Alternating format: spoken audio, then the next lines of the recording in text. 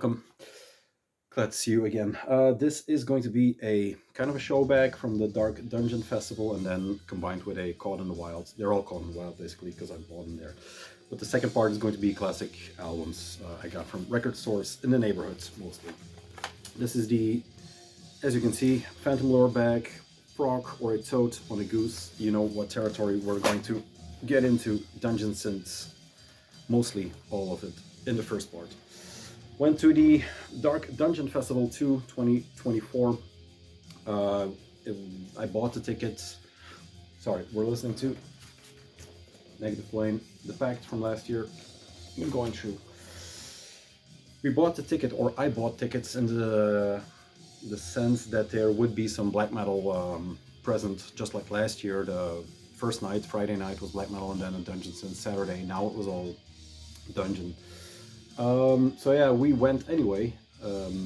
Me and Jules went in the end with BMOD, so we had a very nice time outside of the festival. I don't really know how to write a review or talk about the festival because I don't know too many of the bands, or didn't know too many of the bands. The big one was Mortis, of course. Then you had Godmorg, Depressive Silence, and I don't know what it is, I can't read it. Then Somewhat Arcane, which I saw a piece of done cancelled. Malade did 2 sets, I think. Whereas Bastille, something with Morke, Henbane, Hiver, I think, and Widraberg. There you go, Henbane I saw Godmorg, Depressive Silence, a good piece of Mortis, Somber Arcane, Bathory a piece. I missed Weres, I guess. And Henbane was very good. This was the opener, and I'll talk about it a bit more. So yeah, a festival held in a castle with living statues and stuff like that. So it was something, that's for sure. Let's see what we got there. There were a few distros. Phantom Lure was there. Out of Season, I think. The one, yeah, the Dungeon Synth thing that did the Questmaster. There was Mozen et Feu. There was a Russian one which I have in here, and then I think that was it. One more, but pure Dungeon Synth, so I don't know. These are the posters. Do you need to see them? Maybe the one from last year. The one from this year is just the artwork and the lineup I just said. And last year it was this. So was Enthroned. I don't know what that is. And Around. And then Old Tower Plates together with Depressive Silence once again. Old Side Ghost was the discovery that weekend, I know. But yeah. Festival went off without a hitch.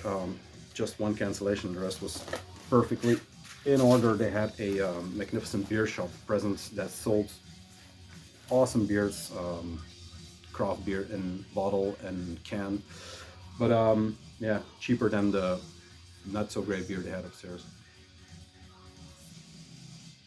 So yeah, good weekend. Let's dive in. There is some promo here and there. What is it? This is from the Eternal Tyrant, which will show up on Shadows Linger. That's the Russian label I was talking about. There is some Mols and Effeu material. There is a scroll, of course.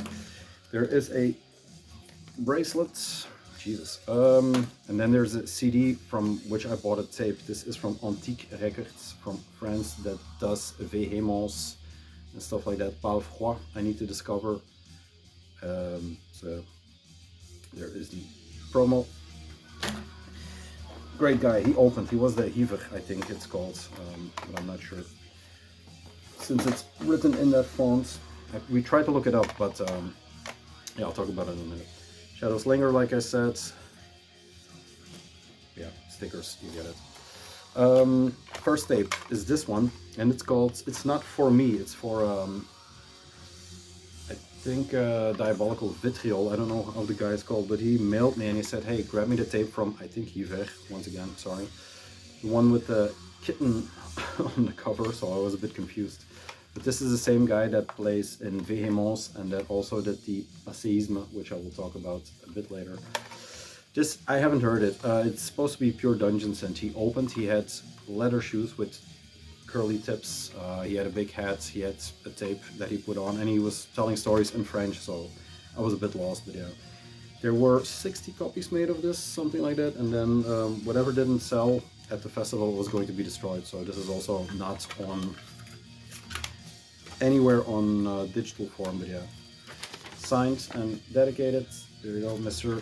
DV. It's coming to you somehow in a trade, I guess. There you go. That's the first one. Second tape is this, like I showed, the Passisme Imminence, a gold foil, beautiful tape. It was the last one, and I decided to pick something up by him because I'm not too much into Vehemence. This is the burlier version on steroids in some parts, but it's listen to it once. Look at that. This is the most expensive tape I got this year. I think it was, although it was 15, but yeah, it's well worth. Production-wise, the tape just a kind of a shitty tape, but okay. Yeah, I need to listen to it once more, I think, to really get it in. I listened to it on tape, actually. Yeah. French medieval, early medievalness, something like that. And then this one I found at the bar that was just laying around. The guy from Antique was also saying he found some tape, so someone was creeping there. Kiro Deal Meghead, I think, with Wisdom and Hatred demo. I was under the impression, seeing by the umlauts and the weird thing that was going to be Portuguese, French, black metal worship, but it's actual dungeon synth. And there you go. There is a sticker with the logo. Maybe you can read it better than me. This one. And then there is the inserts, all hand-printed, made, I guess. There you go. J-cards. It says Nocturnal Necromantic Order, fuck your false gods and fuck your false dungeon synths. Keep dungeon synth music dark. Murder your local poser. That was maybe my only complaint. I enjoyed the weekend. The music was okay, I guess. But there are some dungeon synth projects like this. I heard it on the tape when I was playing it, but it has a certain darkness that has to creep into it. If it's just if it's comfy synth, for example, I can't do anything with it. It's really not my cup of tea. I just don't get it. But yeah, this is dark, hissing, maybe Portuguese in sound, but then dungeon synth. That's actually not a bad way to describe it. So yeah, interesting to find it at the festival. But yeah, 3 tapes. There we go. To Mr. I don't know what he is called, but cheers for the tape.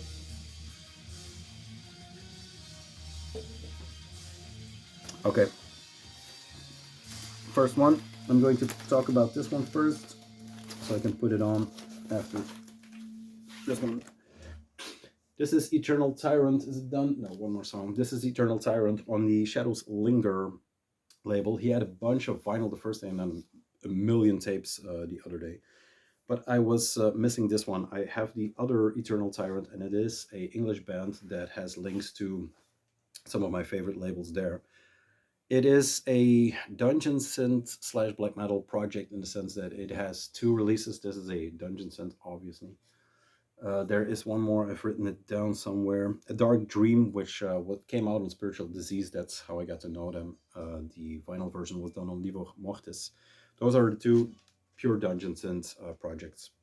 The Take the Sword and the Horns Sang for War on Albion Combat Regiment. Those 2 tapes are some of the most brute black metal I heard coming out of the UK last year. So still not on heavy rotation, but I can still see them standing there. So they are still on the mind. This one was missing. I haven't heard this one, so we'll discover it together. But I ordered it on at Phantom Lore for when it came out, but for some reason it never came to fruition, or he forgot, we forgot. So yeah, I decided to pick it up from the label themselves. The cover is by Seth, the guy from Casturen. Yeah, it was my favorite cover, I think, from last year, actually, but I didn't have it. A dragon shouting at a priest, kind of a metaphor for the weekends, but yeah, there you go. The scribbled logo, good production, good label. I don't know anything. I probably have records by Shadowslinger, but I don't know. Empire of Blood and Shadows, the Black Raven Stronghold, and Born of the Imperial Dragon. Dark dungeon music for antisocial fanaticists. Okay, here we go. So yeah, This is the first record I picked up, or the first one out of the bag, to be precise. There is no inserts. Could be cool with some extra artwork, but I guess there is none. It's considered a demo or full, I'm not sure. That's a nice piece, and then I think it's like this. Or like this. I don't know. There is a flyer and a sticker, but I've shown the flyer. There is the sticker, Shadowflinger, yeah. I'm going to put this on and we'll be back with the rest of the records. Eternal Tyrant. I always make the mistake of putting something on that hypes me up to begin, and then it's too loud and too heavy to start the video off with, but here we are. Part 2. A bit slowed down. Is there anything more in here? No, just vinyl. Since we are in a Dungeon Synth mood or mode, this is one that I picked up, of course. Mortis was the closer, and why not? After all, he's the one who started it. This is Filth till Herske, something like that. This is the re-release of the re-release. This is on the label that I couldn't come up with out of season. I think I mentioned it. This is it came out on so many labels all over the board. I think the first one, let's see. So it came out on Malicious Records first. The label that didn't do much, but did Gorgoroth, Dotheimsgard and Strid, for example. So early, maybe the weirder side of black metal in Norway, and the hard side with Gorgoroth. But Mortis was, for those who don't know, in short, he was the keyboardist or the key player, plus I think some lyrics maybe here and there, maybe vocals, I'm not sure, for Emperor. This came out in '94, like I said, on Malicious Records. Emperor at the time had, let's see, As the Shadows Rise, yes, and then In the Nightside Eclipse, of course. So a EP and a full length together with this. Dungeon Synth, in short, is every symphonic part within black metal, in my opinion, every symphonic part in black metal that supports black metal, and you can take that aside and still have a good track. That is what good Dungeon Synth should be. That darkness should creep in. This has this a bit because it's the start, but I like it even darker than this. Let's see what's on here. First ever vinyl reissue with original '94 layout, gatefold, A2 poster, limited to 300. But like I said, this is the 2024 repress of the classic album by Mortis. There you go. I think there were a few colorways, or one black and then, I don't know, another color, but this is the beer brown colored gold stuff. A patch I put it here. This is his first, I don't know if it's considered an EP or a full length. There is a lot of information on the back, but it's all in Norwegian, so no clue. There are 2 long tracks on here, the same titles as the entire thing. But yeah, part 1 and part 2. Recorded in Norway during December '93, and then part 2 was partly re-recorded and remixed in '94. Mortis, artwork by Ilsa. Yeah. Dan Cap, I think that's the one from the label. Yeah, not sure. Out of Season and Omnipresence Productions. There you go. I was reading, I'm sorry. This is the very nicely, it's a Pudding, Heaven, Butterfly, Solar record. I don't know. Very nicely done. I was looking with the lights coming through it. It looks even better. So yeah, a Norwegian classic. Anything more? He had the song of a Long Forgotten Ghost was a self-released tape that came out before this, which was considered his demo, I guess. But in Dungeon Synth, a demo is a weird thing. Self-release tape in '93, and then Pagan Records released it, the Polish label, I think, that released a bunch of Norwegian stuff on tape in the beginning days. and that was released in '95. So yeah, killer records. I know so much about Dungeon synth that I actually bought it twice, so I'm going to sell or trade one of these two if you're interested. I think the just the double LP, but I'm not sure. We'll see. This is the photo that was the centerfold on the last one, but it's basically the same record. This is limited to 100. It's not per se for the fest, but yeah, dark dungeon music. There is not much to show actually. It's a fold-over sleeve, printed or stamped, and it's an edition done, I guess maybe for the fest, I'm not sure, but in conjunction with the 2024 re-release. There you go. Remove the sticker. There's the info, but like I said, not much more. And then goals. There you go. So one of the two can go. Not sure which one. If you're interested and have a preference, please. And this is the last thing I picked up from him. Blood and Thunder. It looked like a Mastodon record. No, it actually looked quite okay. It's an EP, a 4-tracker. So it's a one-sided 12-inch. There we go. Love the picture. Absolutely. Look at that. Yeah. The double X. Blood and Thunder, Battles on Ice, Fear, Feeders, and I Die in My Dreams on Funeral Industries and Omnipresence. There we go. It looked Krieg enough, and it had great pictures by Mortis that on the other are kind of missing more. This is more his sharp look, while the other one it's more of a beginning look, I should say. This is a bit more balanced out. Portrait of the man. There you go. And then the C or the D side, or B side, I should say, is a etched double X. It's been a while since I had an etched record, so that's welcome. Yeah, another EP. I'm not sure where it falls in the catalog. There is not much info on here. 95. Yeah, 2002. There are a lot of dates on here, so I'm really not sure. But that's Mortis. There is one more record. That is this one. There was a patch for the last Mortis.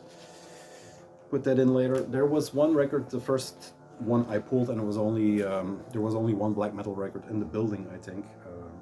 That was a new Mutilation in from Drakar, or is it Osmos? It is Osmos, yes. The title is Black Metal Cults, and it has this, yeah, weird artwork. I'm not sure. This is the back, 2-piece, Mainak and Cam or Cam. Mutilation Black Metal Cult, Mainak guitar, bass, vocals, Cam on drums or Cam. Recorded at the Unholy Black Metal Studios. There we go. It was 22. I had 20 in cash. It was the first pulled, and he said, yeah, 20 is fine.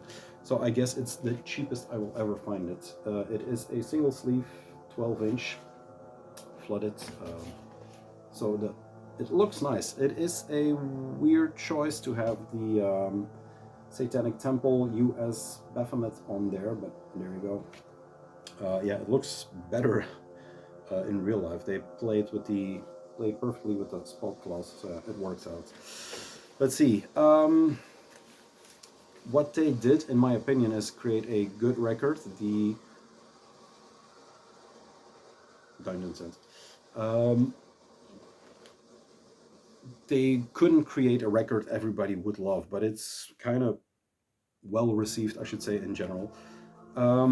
It is not the vampires you are used to. It is a complete mix of everything he has done up until now with his solo project, with all the other LNM projects. And it had a gesture, it had time to gesture or to grow, I guess, within 20 years of being present in black metal, but not dominating black metal. So yeah, he has a role and had a role still, which manifests itself on this record.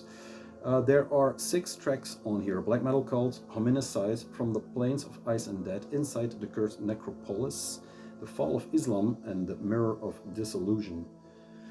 So So yeah, he goes all over the place. It is a very anti-everything record, a very anti-human record. Music-wise, it has the seesaw riffs you know and hear in early Mutilation here and there. But mostly the faster plate dominates this record in the sense that it is very hateful sound, very well produced. The drums are the driving force here instead of maybe kind of holding it back in a sense, but making it Mutilation. So yeah, the old Mutilation, everybody knows them for being the vampires. Black metal took that, especially raw black metal, with stuff like Obscuritatum, with Sanguine Relic, all the Orgy of Carrion, all the vampiric, that spawned a root structure that goes on until now with a lot of crappy bands, but sometimes also very good bands. So the raw, vampiric, and the underskirts. Mutilation couldn't do the same, as in the sense that they couldn't be rawer than what's already been produced.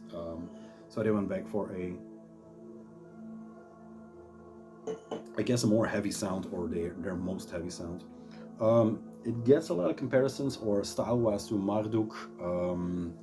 What else?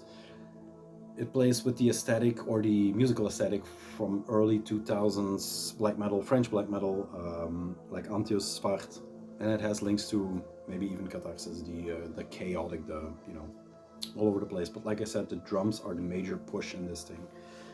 So well done. Printed inner sleeve, so it's a very nice record for 20 euros, and it's kind of cheap everywhere, so I think they have pressed a lot.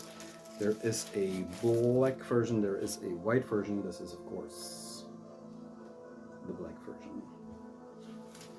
So yeah, he or they are back, whether you like it or not. The guys from what's the podcast, the black metal guy and the death metal guy, I forgot. I'll try to link it. He has a very good take on the records for the most part. He talks about the artwork and why that was chosen. I looked into it, but I'm still lost to why they chose this. Does anything else need to be said? No, there is one. Depending on the mood, I can, talk good about it like this, or there is something to say for. On Metallum, whatever the site is, the Encyclopedia Metallum, there is a review that talks about Mutilation in a more, in a very honest way, I should say, but a very maybe still forgiving here and there, but not just about this record, in black metal in general. So it's worth a read. I think it's the first one, the one that gave him 50%, maybe 60%. I'm not sure, but yeah, interesting read to say the least. Not that long. You should manage. We'll be back with part 2, and that is going to be a feast. I've put on part 2 of the Eternal Tyrant. It has mood jammers in there, but it's very interesting. It's not just like now. There's a very droning black metal buzzsaw tone going off. So yeah, interesting records. I did a small detour, because we're going into classic material, but I did another small order at Diabolical Vitriol, and these will come up in a new tape delay, which I'm preparing. But there you go. And there is Occult Blood, Mortis, the Almighty, Hegemon, Wartot, and Mrozna Zika, I think, or something. There you go. Some Polish worship. I'll put those back. Why am I saying this? Because I also got Massacrement, the first zine by David Glomba, and I think one other, Clovenhoof maybe. It was always a bit too, it was like 16 everywhere. It was always like 16 for the zine, but it had such a good lineup that it was in my card, out of card, in card, out card. Yeah, it has a very cool looking artwork by him, and it has Titan Blood in here. It has a lot of shit, but I need to land on pages. Black Spirit, there's something on Mayhem, of course. There is a Berserker dedication page.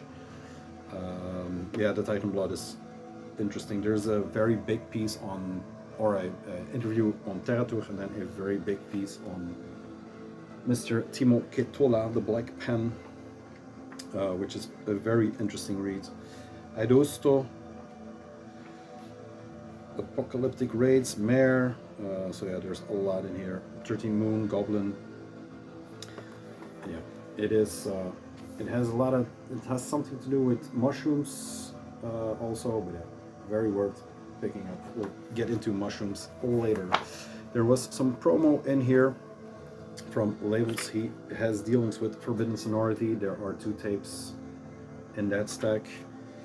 There is the Chaos Ritual, the Stop Moving Note cassette on Tour de Garde, and then there's the Mare stuff. Stuff is coming up. I don't know what this is, but this is Ritual Abuse Returns with their lineup, Mr. Kobolds. There you go. And a sticker. But yeah, a interesting read to say the least. It is 10 euros at Diabolical Vitriol, so move some units maybe. Let's dive into the records. I went to George and the Bear, the local, my new favorite local record store actually, because the guy behind, or the boss, Mortis, said, if you have records you are selling, you can bring them in and we can just, you know, maybe do a trade. So I took my little handy case, went over there, and he shows a Michael Jackson records actually. Low, some EP from Low, and then the Flaming Lips with Peaches and Henry Rollins doing Dark Side of the Moon, which was a good record, but I just didn't listen to it. It was a record store exclusive one day, so don't get me started about that. But yeah, I basically traded those, and I think one extra that I'm forgetting for the 2 records that I'm going to show. So this is the first one, Black Sabbath Mob Rules on Vertigo. It's not the original UK pressing on Vertigo, but it has kind of a swirl on there. It is the German pressing, I think from 81, pretty sure 81, yes, phonogram, printed in West Germany, of course. Mob Rules is one of the 2, I guess, together with Heaven and Hell, the 2 records that Dio sang for Black Sabbath. Original lineup, the lineup was still there, but just another, Geezer, Iomi, and Ward. No, drums were Vinny Appice, so it's Vinny Appice, Geezer Butler, Ryan James Dio, and Tony Iommi. But yeah, one of the 2, like I said, Heaven and Hell is the one with the Smoking Angels on the cover, the purple black one. This is the, I think, the superior artwork, at least. I don't know, reminds me of Discography, the bathtub scene. I don't know what's going on. Mob Rules. Does the mob rule, or are they mob rules, as in the rules of the mob? I never got that. Artwork by Greg Hill Debrandt. Yep. Once again, favorite cover, or one of my favorite covers. It is still Black Sabbath, but when you put Dio in the mix, it becomes a little bit more theatrical, like when you put Bruce in with Iron Maiden. It is not that, but it has some very poor lyrics here and there. It's more of a, they totally negated the devil thing. I guess they outgrew it, or it wasn't necessary. It was in the Satanic Panic periods, but yeah. Things like Turn Up the Night is a good starting up the night, I guess. But I don't know. They're good songs, but stuff like Turn Up the Night is just a good starter for a good evening, I guess. And then Country Girls, something like, I don't know. But when the Mob Rules kicks in, it should have basically been a 12-inch. That's maybe a bit rough, but yeah, there are some weird vocal choices, or lyric choices, which I should say. This is the, like I said, Vertigo pressing. I showed this before. I'm rambling. There you go, I showed this before. So yeah, a good Black Sabbath record. It doesn't need that much talk about. It wasn't expensive. It was in the bins, and I decided to pick it up. He even gave me a discount on this one. But yeah, that's it. Then the actual trade was this one that was on the wall. This is Minor Threat, the self-titled 12-inch of. It's a compilation of 2 7-inches that came out in '81 on Discord, of course. Discord is the Washington label, the house with the stairs that it has been running out of forever and ever. It is basically the straight edge ground zero, if you're not into that kind of music or that kind of hardcore. It is 2 7-inches out of step from 81, and I think the self-title is also from 81, but don't pin me to it. This came out, or the compilation came out in 84. It has all the tracks you want on here. Filler, I Don't Want to Hear It, Seeing Red, Straight Edge, of course, Small Man, Big Mouth, The Smiths, Screaming at the Wall, Bottled Violence, Minor Threat, and then the second one is In My Eyes, which is a band. Out of Step with the World, which is probably a band. Guilty of Being White, I don't think that's a band. And Stepping Stone. Yeah, there you go. It is the first pressing of this one, but I think it is I'm not sure if it's a European. It says here, France, something, printed in France. So it is my understanding that there was a US version that didn't have this, and that had more metallic lettering on here. It is not foil, but just a bit more silver. This is just a gray version, French pressing. So European. But it's mint. It's what you want for a European hardcore label. Discords. It has the original inner in there, which is basically a poster. The guys on here, very frantic live shows. Minor Threat and Black Flag with leads, I guess, that kind of wave of DC hardcore. Although Black Flag is never a DC band. Rollins was a DC guy. They were Los Angeles, California. There you go. Green center labels, and it has something in the dead wags. It has discords, and then it has down and out, up and over, and the other side has over and over, over and out. So cool to finally put this piece of history in the collection. I have a later blue pressing that is probably going to leave the collection, so it's probably going to my neighbor. But if you are interested and you want to do because I'm going to give it to him, but if you want to do a fair trade, let me know. The last one before I start the last part is this one came from I was just for the record once again a local store that changed bâtiment, that changed place, whatever you want to call it. So they're in a new spot, and they have a very nice spot actually. It's a coffee bar that just goes on and on, so there's a lot of room for records with an outdoor terrace, so a new spot in my town. They had this for, I guess, a fair price. Hawkwind never has everything present, so you can have a really good sleeve and a perfect record. With a poster, it's even dodgier, so I just decided to, don't look at the quality of the sleeve, just grab it like the Abigail. Do Re Mi Fa Sol La Ti Do on United Artist Records. There are a lot of records coming in, like the German one. There you go, good label for that period. This is as good as it gets, I think, for my town, or for second-hand store or a vinyl special store. The lacquer is not peeling off that much. There's a bit there, The sleeve is beaten up to shit, but at least it's very visible in the sense that it is open. I can glue it, of course. But I think it came with a poster. That is not present, but this is the printed inner, which is also a bit seesawed, but still very nice.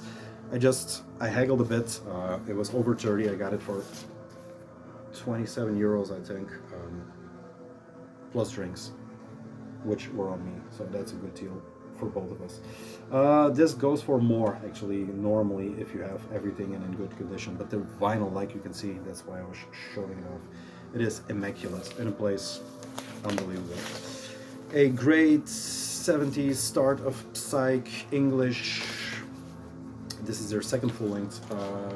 Pretty sure, I'm not 100% sure, because I don't know too much about Hawkwind. I don't even know what the guys are called. The only thing I know is that the bass player is called Lemmy.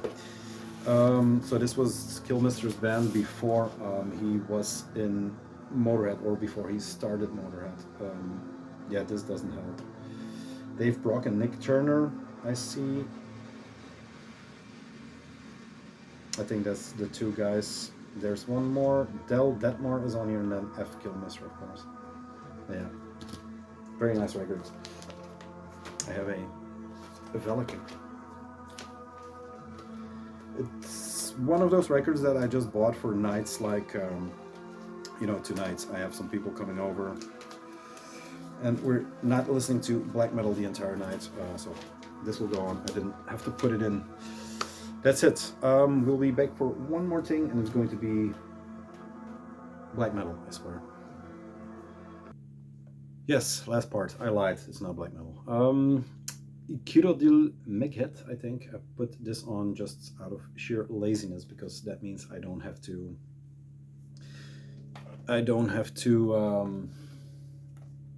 Put in a link because it's unfindable. Wow, that light is bothering me. But yeah, here we go. Two or the three last ones. They are a bit black metal. The first one is Bathory with Hammer Hearts. I should look into the dates. Where is my paper? I'm lost. We're back. Yeah, I had to have my cheat sheet. If you know all the dates from Bathory out of the top of your head, congrats. We talked about the self-titled, The Return, and then a Black Mark. I guess enough. I have reached the next period of Bathory. I'm doing it in, you know, 3 parts. The first one was 84, the second one was 85, and then 87. Yes, Black Mark is 87. You have Blood, Fire, and Death, also in 87, which is weird that he has 2, I guess, of his best records, the punk black metal, forgive me for the short turn, but trilogy, and then the Viking next trilogy. 2 in the same year. Then Hammerheart was 90, and Twilight of the Gods was 91. Yeah, which is insane. There you go. This is Hammerheart. This is the Black Mark, I guess, first press, or whatever you want to call it. There's a lot of things falling out. There's first this one. I don't know if this is original or anything, but yeah, a toner bag. I didn't put the record in. And then the vinyl itself, I should get it out because it is not a thick record. It is a flimsy record, I should say. And this is on Noise International. There you go. This is the gatefold version without the sticker. There you go. Very nicely done. But like I said, not a thick sleeve. There are copies that have a very ugly yellow sticker, but it's, you know, it's that special sticker. It's not on here. Music-wise, they changed from, like I said, that first wave, punkish black metal stomp, not stomp. But yeah, maybe there is a stomp in there. That inspired, I mean, everything. This is the Viking period, Cortland's Viking period. It starts incredible. This is basically the second of the trilogy. First one is Blood, Fire, Death. Like I said, Baptized in Fire and Ice, which is a very good opener. It has that kind of a, you know, meat hall sing-along. It has unbelievable tracks. One Road to Hassa Bay, Shore and Flames. Those are my, I guess, 3 favorite tracks on there, but they're all pretty awesome. This is basically a Caught in the Wild because I kind of know the guy. I didn't go to his home, but I just ordered them or got them from him. Like I said, this is the I guess the best way to get this record. It is a beautiful copy. It has 2 sides. It has the triangle side, which is also in the Dead Wakes. I don't know if that shows up. Somewhere there is a triangle. And then there is the circle side, and it has a circle in the Dead Wakes too. Or am I just thinking that? I've seen it once, but maybe it's the triangle. I think no, there it is. After the 1 there's a triangle, and after the 1 here there's a no, but yeah. Circle and triangle, very good. Blue label. There is a lyric sheet. There you go. should have worn the sweater to make it a complete package video. And then there is the Phoenix Versand in Berlin, West Germany, the t-shirts. So I don't know, the front, there was nothing in the pack that said worst t-shirt ever, but I guess best t-shirt ever. I'm not sure. But yeah, that's the first one, Hammerheart. Then the second one, we'll play this tonight. The second one, I got this not too long ago as the double gatefold version. Twilight of the Gods from 91. Very, very early. If you compare it to Darkthrone, was getting influence from the first 3 parts while he was laying groundwork. I asked who did Viking Metal before Bathory, and the thing that came in was Heavy Load, I think, that band, and then Manowar also, which I checked a bit, and yeah, there it has a point.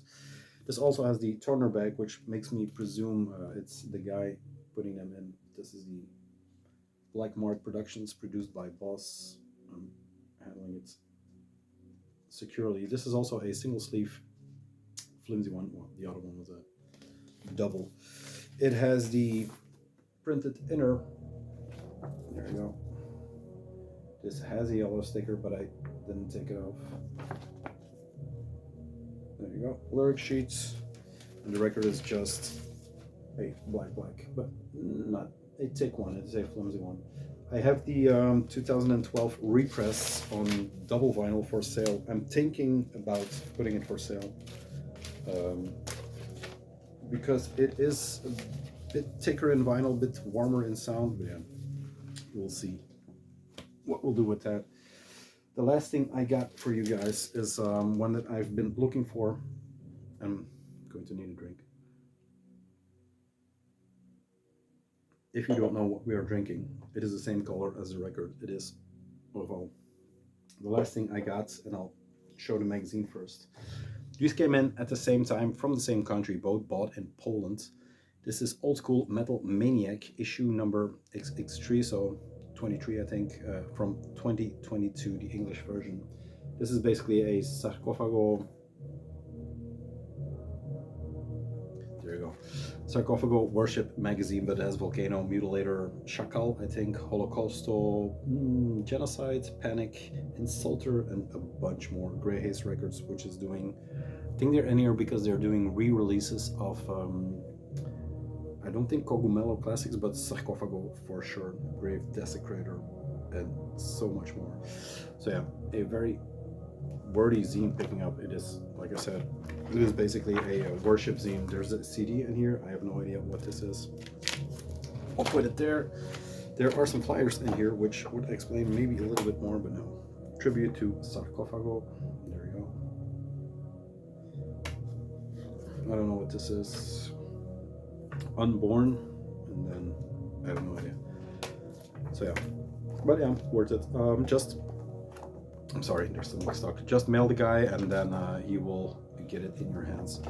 This was the last thing that was in here.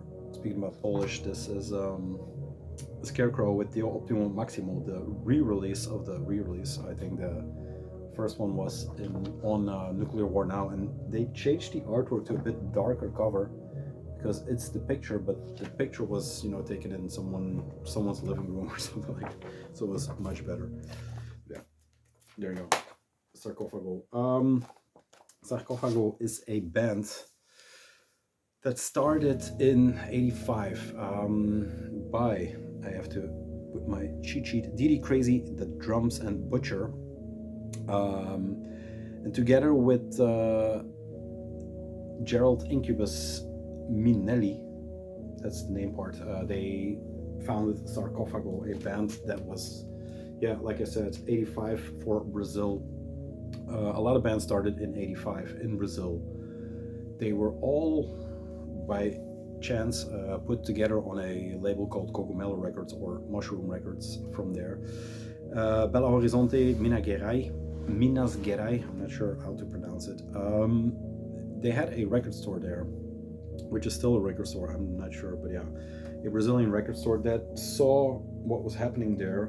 There was a wave of you know, just yeah, another first wave of black metal. But then the southern continent, Brazil, just exploded. We talked about it. The Zombie Dance magazine, the United Forces magazine, all those bands is in there. But what I didn't realize is the spur for that, and it was like a tidal wave. The 85 was also the year that Rock in Rio, that Rock in Rio happened, which I think 1.4 million visitors were there. So there's a good chance that if you are into what played, Iron Maiden, AC/DC, The Scorpions, Ozzy Osbourne, and Queen played. So that lineup in 85.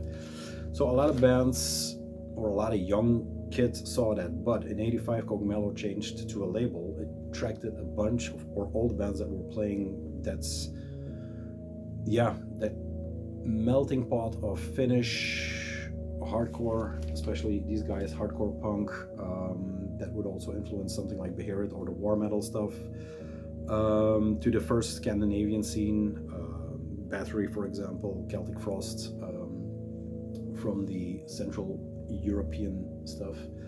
But yeah, there was a lot of that going on. Then it was mixed by thrash, which came from the Bay Area, Slayer, all that stuff, and it just compiled into a scene that is Brazilian black metal. That was there. So the guys from Cogumelo did a great thing. They started a label and they started releasing stuff like Sarcofago, like the bands I just mentioned from the book. What it was. They're all here: Volcano, Mutilator, and so on, so on, Holocausto. They first started with the Overdose Sepultura split that I showed some time ago, I think in the first Caught in the Wild. And at the time that Sepultura started, they had a guy called Wagner Antichrist Lamournier, is his real name. That didn't work out for Sepultura, if you believed him, or Sepultura wasn't heavy enough or crazy enough for the guy, but he was invited by the guys that I said, Incubus or Gerald Minelli, DD Crazy, which was the blast beat drummer, and then Butcher. There are a lot of other bands like Eugene, Dead Zone, stuff like that. Yeah, who cares? Sarcofago is a band that attracted the singer, or the original singer from Sepultura, that played everything I just said to perfection, especially on Inri. Inri is one of those records that disinfluenced Norway again, which is weird. So yeah, it's still all punk, black metal, first wave. This is considered a weird guy in the bunch, in the sense that it is first wave, but it's after first wave, so it's 1.5 wave, but just in Brazil. The others were stuck in punk and stuff like that. So yeah, Inri, to be short. They had, this is 87, I think. Yes, I'm confused because, yeah, it must be. All the demos, this is from 87. This is released in 2 versions on, I guess, 2,000 copies. So a white label and then a black label, both I think 1,000. So this is one of 2,000. Yeah, they had 3 demos: Christ Dead, Satanic Lost, and the Black Vomit, which would show up, those tracks from the Black Vomit would show up on Warfare Noise. That has to be 86, compilation they did with, I think, the 3 bands I just mentioned, or close to, on Cogumelo, which gave them their, I guess, their start. Or all the bands or the comp sold so well that all the 4 bands got a record label deal, and they did this. Not only an influence on music that would influence Norway, for example, but also the corpse paint that is, or the aesthetic, the complete aesthetic that is these 4 guys, the war metal attire. They play black thrash, they call it that, but it has tinges of war metal, it has punk in there, it's just a classic. There you go. This is the front, which is awesome. It has a blue version, which is also very cool, but I like the warm aesthetic. The back has that, it just works better with the purple on the back, which is also classic. Cogumelo, like I said, 87, Butcher, DD Crazy, Incubus, and Antichrist on Vomits. There are some typos on here. All the great Bathory, the first one had necromancy. All the great records do.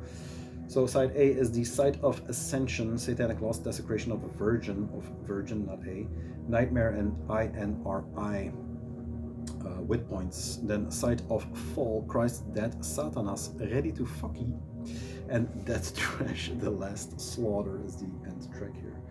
But yeah, crazy. Photos by Borges. There are classic pics on the sepulchrals of Belo Horizonte.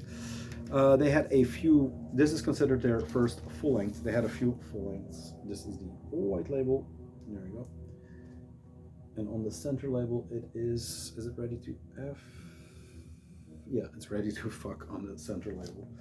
So yeah, a classic. I got this for, if you are into record collection, you know what something like this is worth. I got this actually for a steal. I don't know how. Even on discogs, I have no clue how I managed, but yeah. It had the inner in full working order with the lyrics. It is a beautiful copy, and like I said, just, I mean, would you believe me if I say it was under 200? I don't think you do. But yeah, it is in the collection. Let's see. Anything else on this? Yes, they have a few full lengths, of course. They have lineup changes. I talked about this one. I'm going to draw Pete. This is their 2000 Swan Song, the second EP called Crust. And once again, look into it. Maybe a lot of people, or more people, see this one than the last one. But yeah, up until then, they had, let's see, Rotting from 89. They had The Law of Scourge from 91, Hate, 94, and The Worst from 96. Yeah, they had some life into them. There are always rumors of them getting back together, and maybe it's not necessary. We already had Mutilation coming back. Thank you very much. But yeah, I mean, if they play somewhere, by all means, I'm going. That's it. Another hour or close to an hour. We are reaching the bicentennial or the 200 mark on new and collections. Number 200 will be something I promised not only everybody watching, but someone who is a bit closer than the rest. And then there is the Chaos Ritual stuff that will come in together with this. These are last call. These are test presses. They will go up on Medieval Prophecy, maybe New Era, I'm not sure. The 10th of May, so next month. They are gorgeous. I will maybe make a small video on them. We'll see. But check the Instagram if you want to see the whatever they are looking. They have color versions. So yeah, I'm not trying to do commercials in the end, but it's just too good not to let you know. 10th of May, Medieval Prophecy Records. That's it. Tape is done. All records are done. Beautiful Caught in the Wild, if I say so myself. Thanks to Jewel for that great weekend. Thanks to Mr. BMod. The D who makes the best beers. Not a problem. That's it. I'm rambling. I'm drunk. I have people coming over. We'll see you next week. Thanks for the support. Thanks for people who are still getting records. Still have a bunch. There's still a bunch that need to go up. Some, like the Nimbifer, the first one. Some records that you maybe aren't looking for. That's it. We'll see each other next week, I think. I'm not sure.